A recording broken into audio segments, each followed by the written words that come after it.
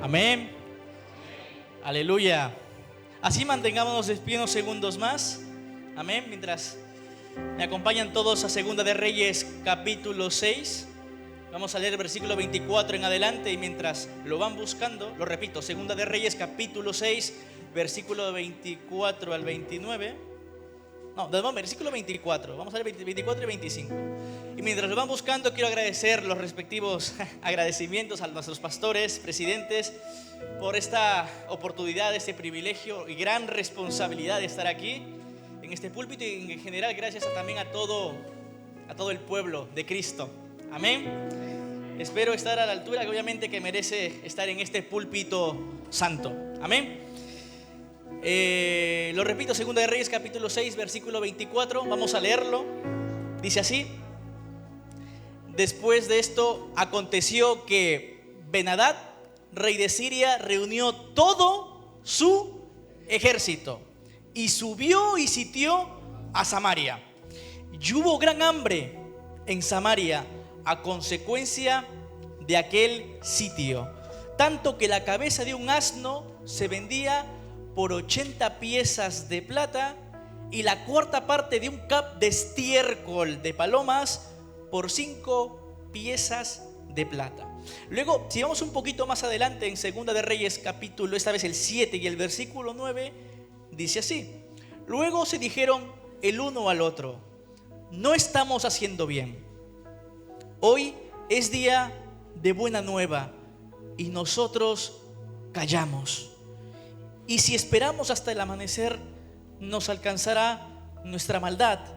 Vamos pues ahora, entremos y demos la nueva en casa del rey. Podéis tomar vuestro asiento.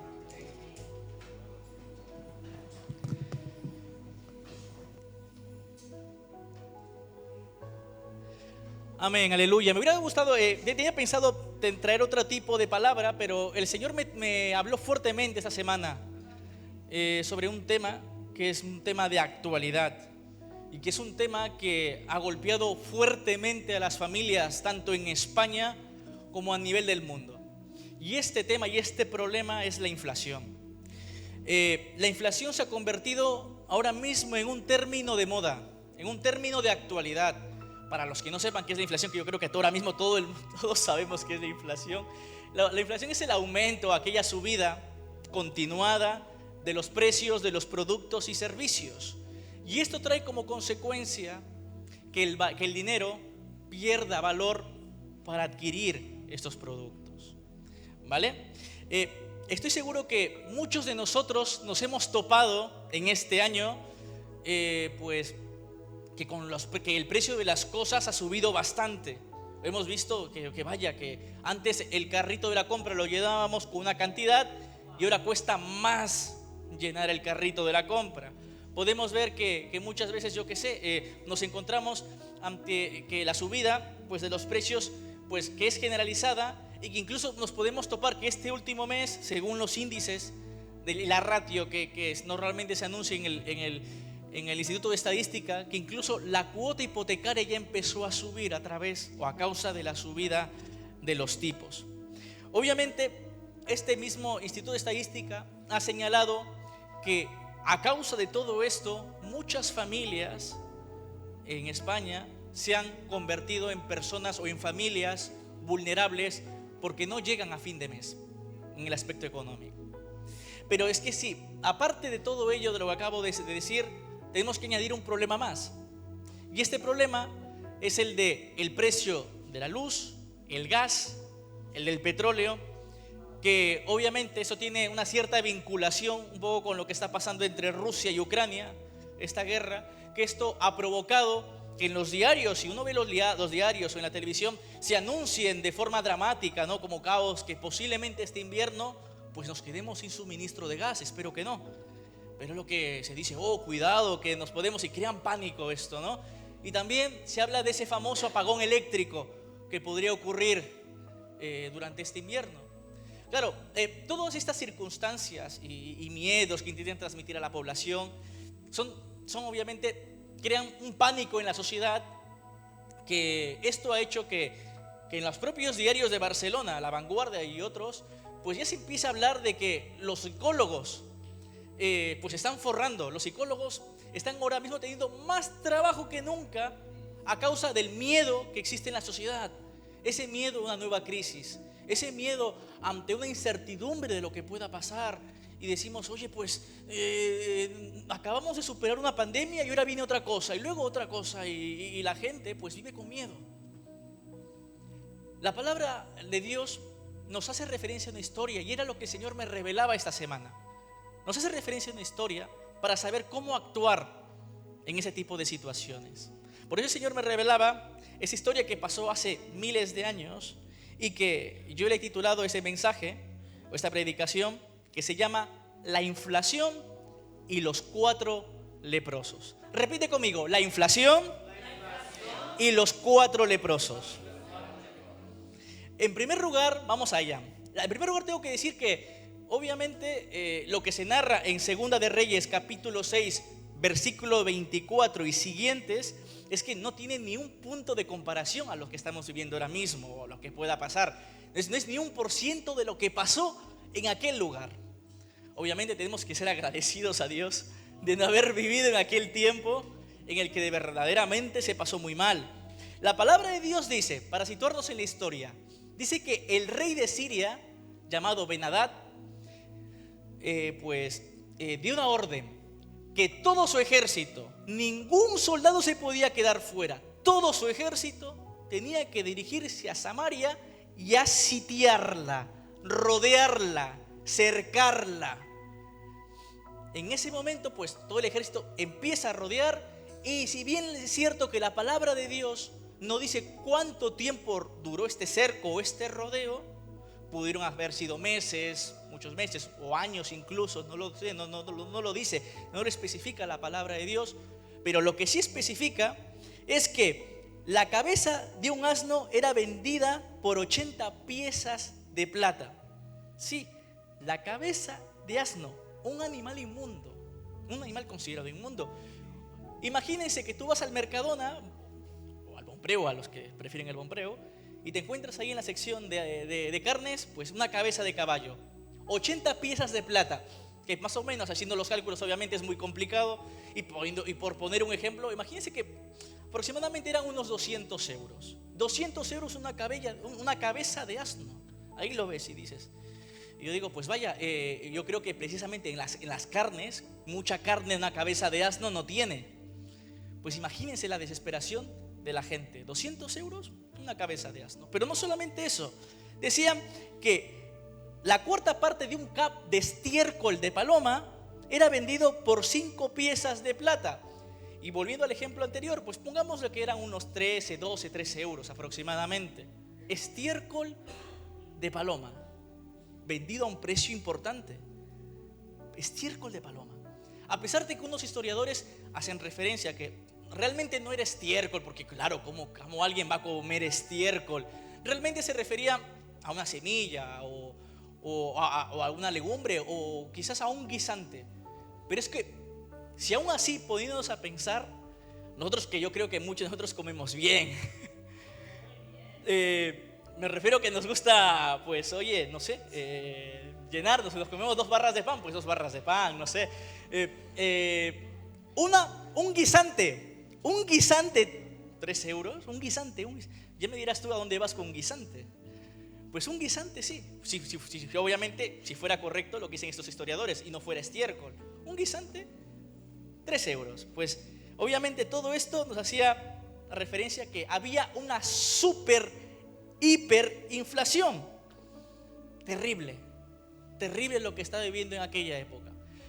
Pero haciendo un poco alarde y empezando ya un poco a entrar ya en lo que tenemos que aprender en este día, vamos a empezar a hacer un ejercicio. Dile a la persona que tienes a tu lado, no tengas miedo por la inflación o no te preocupes por la inflación.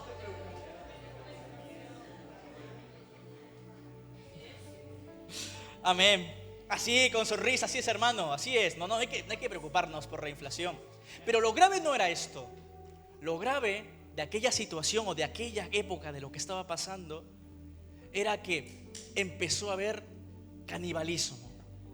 ¿Qué quiere decir esto, hermano? Sí, canibalismo. ¿Por qué? Porque dice la palabra de Dios que una mujer se encontró al rey y le expuso un caso. Y este caso era que dice, mire, majestad, otra mujer me dijo, oye, mira, comámonos, teniendo en cuenta, yo qué sé, el hambre o lo que pueda haber, comámonos hoy a tu hijo y mañana nos comeremos al mío. Y resulta que yo le dije, vale, perfecto, nos comemos, mire, como si fuera, yo qué sé, vamos a quedar mañana, o oye, vamos a comer una carne, un pollo, como si fuera esto, vamos a comernos hoy a mi hijo y mañana nos comemos al tuyo, ¿no? Miren, qué sencillito parecían hablando estas mujeres. Así que, de repente, se comen al hijo de uno y le dice, oye, pues mañana, hoy, ahora nos toca comernos al tuyo. Y la mujer le exponía esto al rey y resulta que, majestad, ¿usted puede creer que esta mujer ha escondido a su hijo y no se quiere comer al suyo y no me puedo comer al suyo? Eso no puede ser, majestad. El rey obviamente entra en una situación de desespero. Dice la palabra de Dios que rasga sus vestiduras en señal de rabia, de desesperación, y se promete a sí mismo cortarle la cabeza a Eliseo durante ese día. Aquí quiero hacer un ápice. Miren lo fácil e injusto que es echarle la culpa a Dios. Ya, el rey dijo, pues está pasando esto, la culpa es de Dios. La culpa es de Dios. Dice, no. Y obviamente, ¿quién es el representante de Dios? Pues Eliseo. Imagínense que ahora mismo cualquier problema que ocurra ahora mismo en Barcelona, la culpa es del pastor y fuéramos a por el pastor. Venga esa clase de injusticia que hay. Pues esto es lo que pasaba. El rey decía, pues la culpa es de Eliseo, que es el representante de aquí de Dios. Y dijo, pues no pasará de este día hasta que le corte la cabeza a Eliseo. Y yo pregunto, personalmente, ¿realmente la culpa era de Dios? ¿O la culpa podría ser del propio pueblo a causa de su accionar o de su forma de proceder, que esto haya podido ocasionar una brecha y que el enemigo haya entrado y servirse en bandeja de todo lo que estaba ocurriendo? Yo digo que esto es una posibilidad, ¿o no? Yo siempre digo, ante una serie de cuestionamientos, oye, hay que entender como una posibilidad. Y ahora lo voy a fundamentar. ¿Por qué entiendo de esta posibilidad? Porque obviamente estamos hablando de que cuando una madre quiere comerse a su hijo o al hijo de la vecina, estamos hablando ante una situación que es casi imposible que se llegue a dar. Yo creo que estoy convencido que si pregunto aquí a cualquier madre,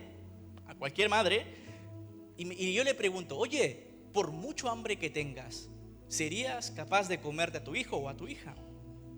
Estoy convencido que la respuesta sería, hermano, imposible.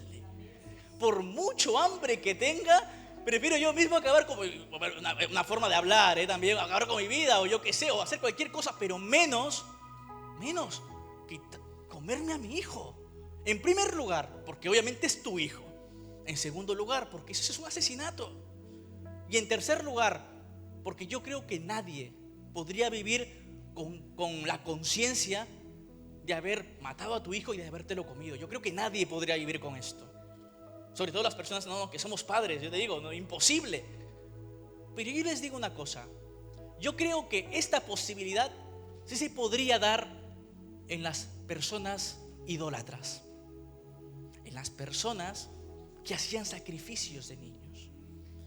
Con lo cual, esto me hace pensar a mí que es posible, no estoy diciendo radicalmente que esto fue o esto pasó, que esta ligereza de hablar de que matamos a tu hijo y nos comemos a mi hijo y nos comemos al tuyo, es posible que estas madres fueran idólatras. Porque en aquel tiempo había un problema, había un dios pagano, el dios Moloc, un falso dios de los amonitas, al cual se le rendía en este caso adoración con el sacrificio de niños, quemándolos. Por eso es que Dios puso mucho énfasis y pone una orden respecto a esto, acerca de los niños, acerca de esta idolatría, acerca de este caos, acerca de esta vergüenza. y señala en Levítico capítulo 18 y 21. Escuchen, iglesia, y dice, como una orden para que quede bien claro: y no des hijo tuyo para ofrecerlo por fuego a Moloc. Ojo, se le está diciendo al pueblo de Israel, y no des tu hijo, o no des hijo tuyo para ofrecerlo por fuego a Moloc. No contamines así el nombre de tu Dios, yo Jehová. Para que vean, yo creo que era muy posible que esto ocurriera con estas madres. Bueno, vamos a aprovechar un sacrificio a Moloc y nos comemos a nuestros hijos. De hecho, ese sacrificio de niños hasta la fecha de hoy ocurre. ¿Y saben cuándo es cuando más se produce ese sacrificio de niños? Se producen sobre todo los 31, cada 31 de octubre. O sea,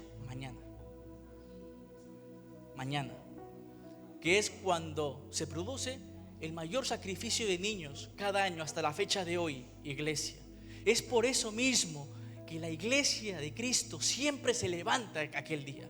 Se levanta en oración, se levanta en ayuno, se levanta en vigilia. Y es por eso que también esta iglesia Koinonía ha hecho una convocatoria para una vigilia, para orar por nuestras familias, para orar por nuestros hijos, para orar por aquellos niños que van a ser sacrificados. Porque mientras aquellos satanistas declaran muerte, en esta iglesia se declara vida. Mientras aquellos satanistas declaran maldición, en esta iglesia se declara bendición.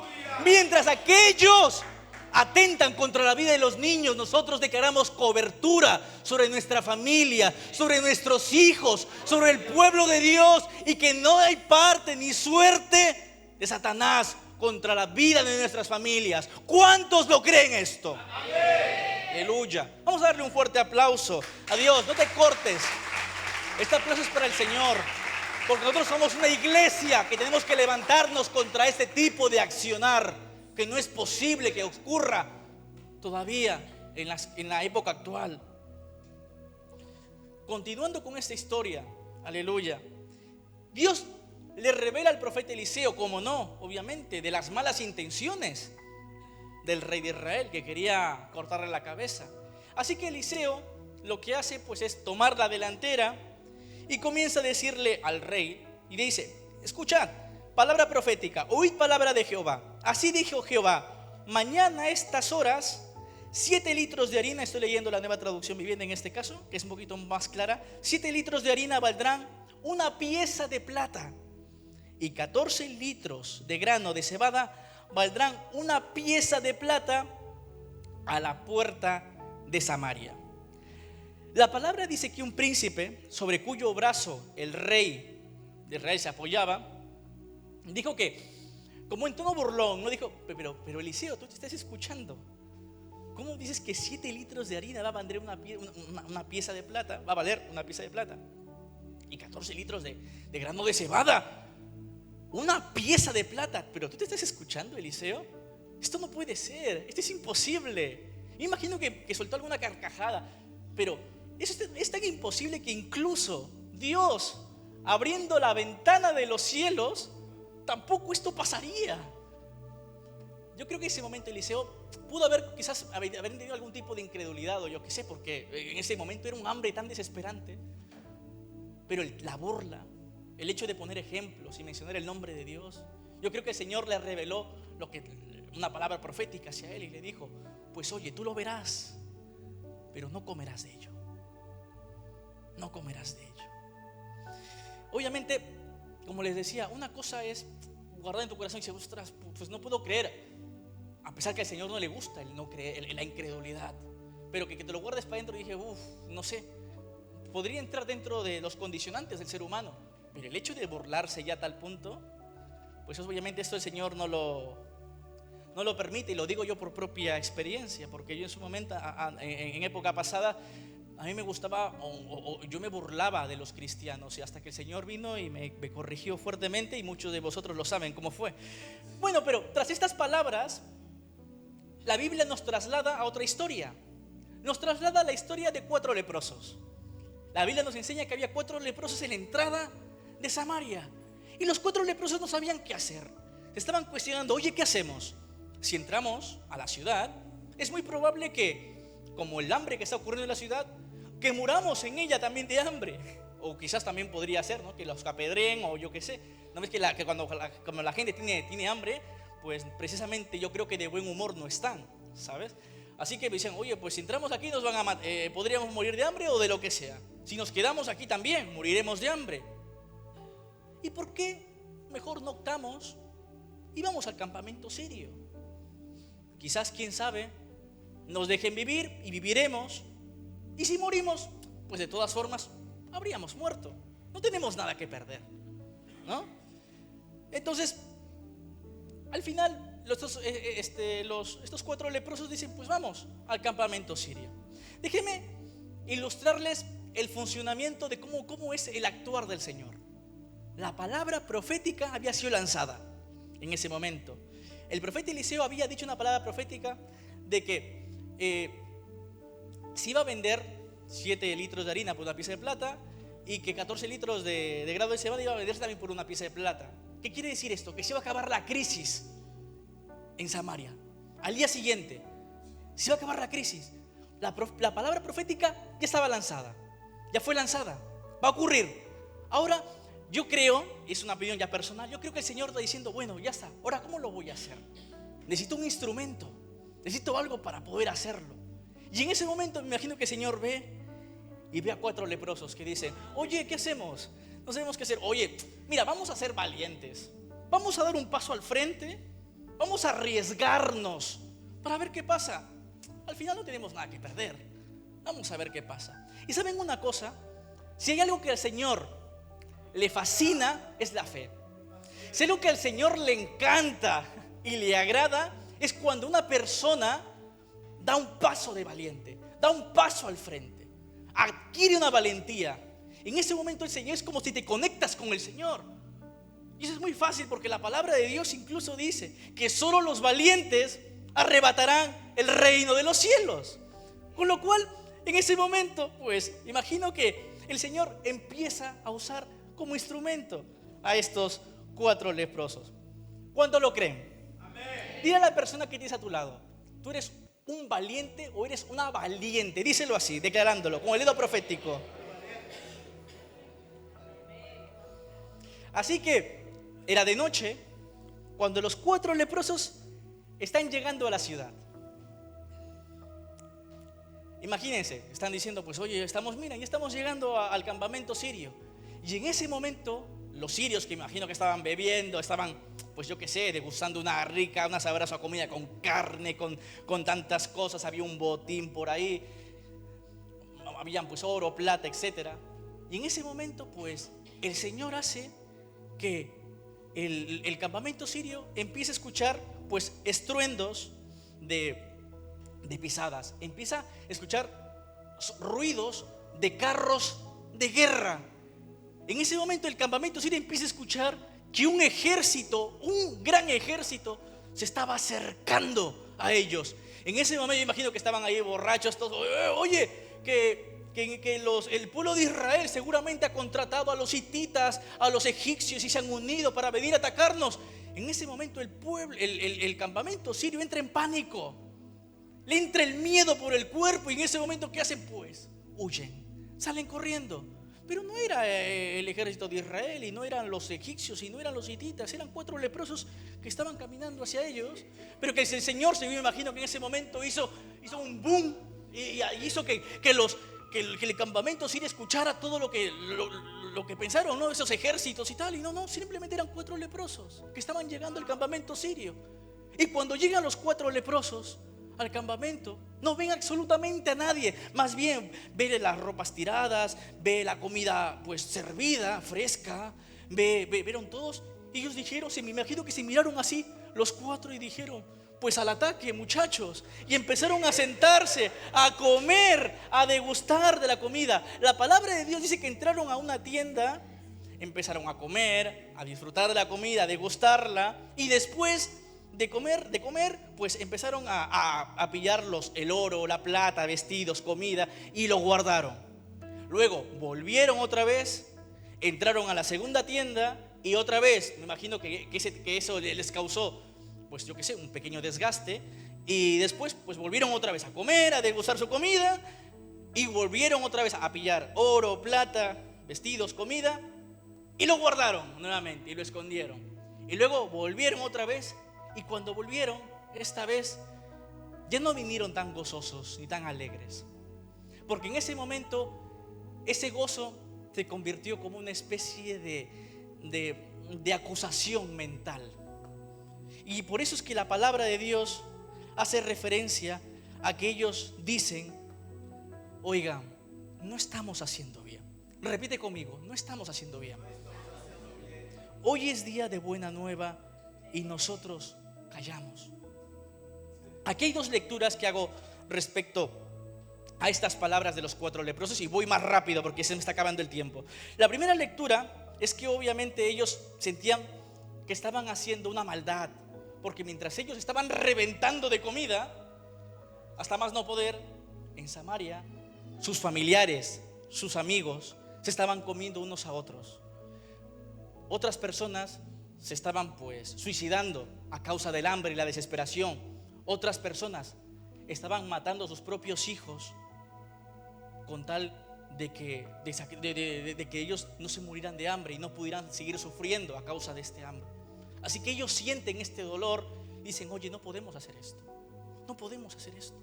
Vamos a compartir estas buenas nuevas con el pueblo, con todo, para que vean que esta crisis ya se ha acabado, que algo ha pasado, algo sobrenatural ha pasado, y que ahora mismo hay una solución a esta crisis.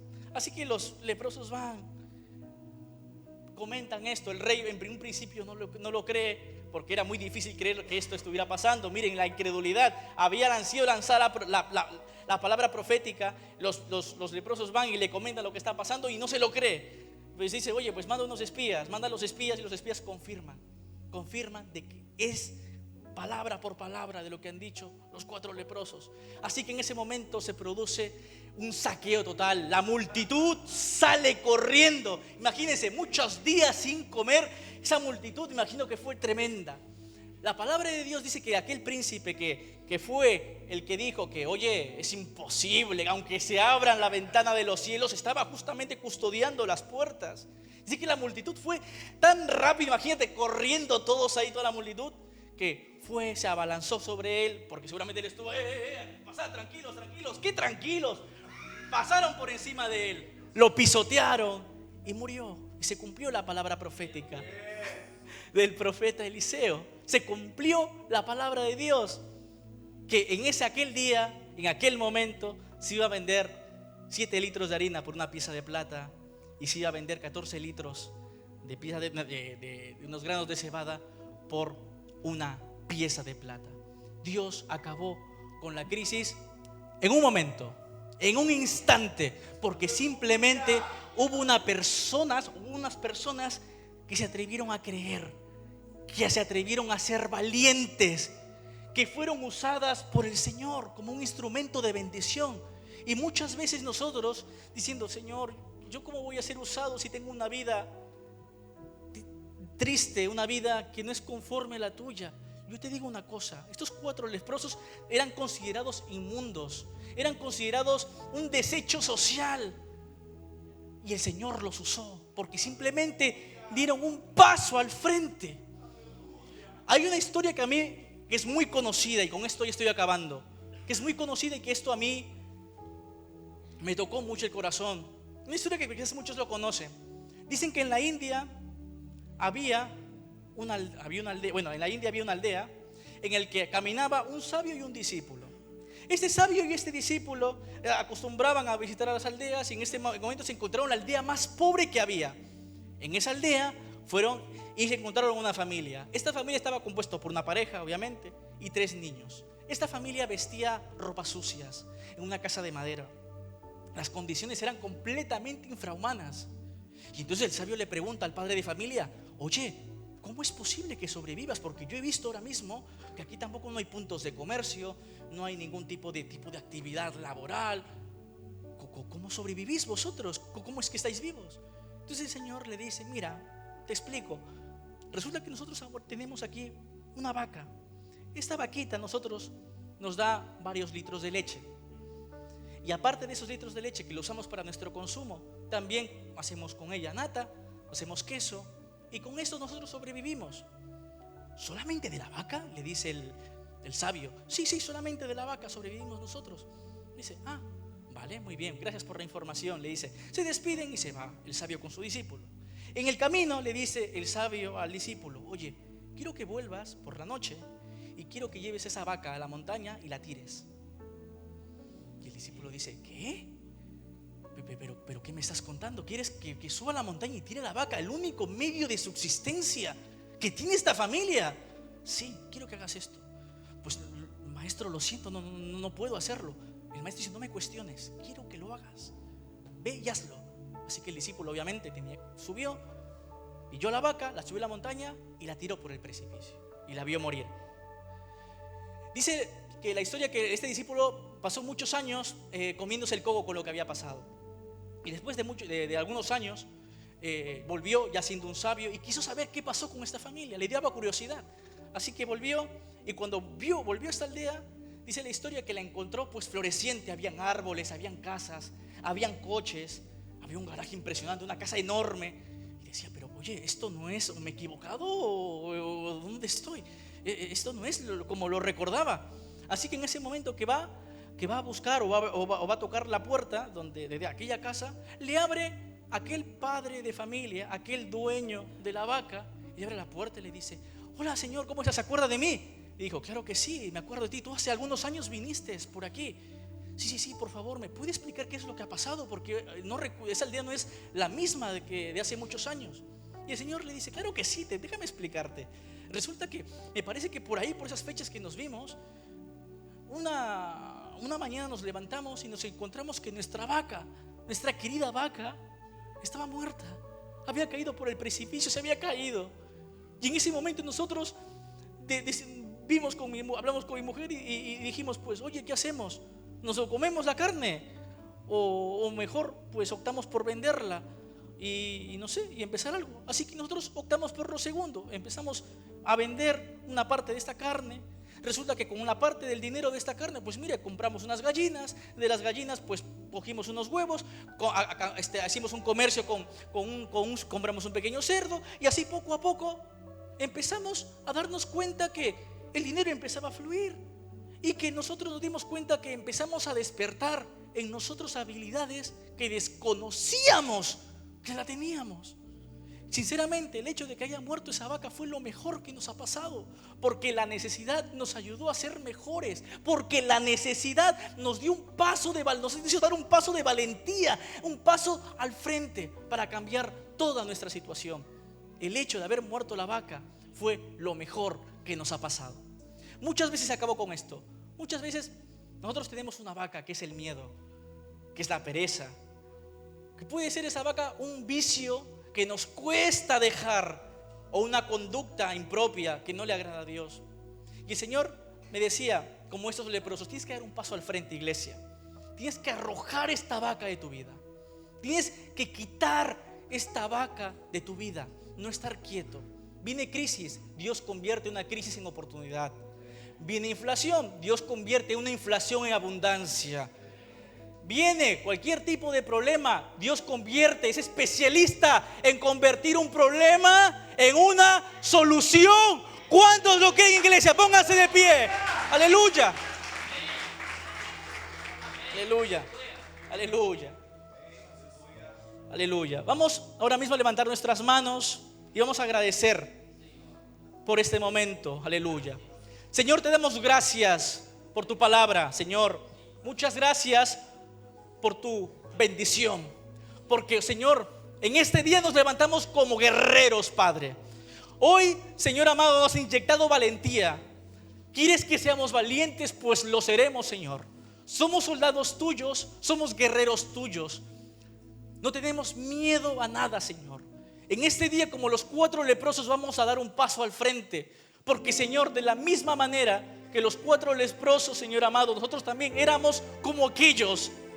Éramos un desecho social, éramos inmundos, hasta el momento en que te conocimos y nos dijiste: yo te perdono. Y a partir de ahí, Señor, nosotros somos partícipes de un gran banquete. Somos, Señor amado, tus hijos, y tenemos el derecho de participar en aquel banquete, Señor amado. Ahora mismo, Señor, declaramos que damos un paso de fe y nos quitamos con cualquier tipo de vaca, cualquier tipo de miedo, cualquier tipo de pereza o vicio que podamos tener, para solamente servirte a ti, Señor amado. Te agradecemos por todo, Señor amado, en el nombre de Jesús, y nos comprometemos a ser mejores a partir de hoy. Aleluya. Le damos gracias y el pueblo dice: amén.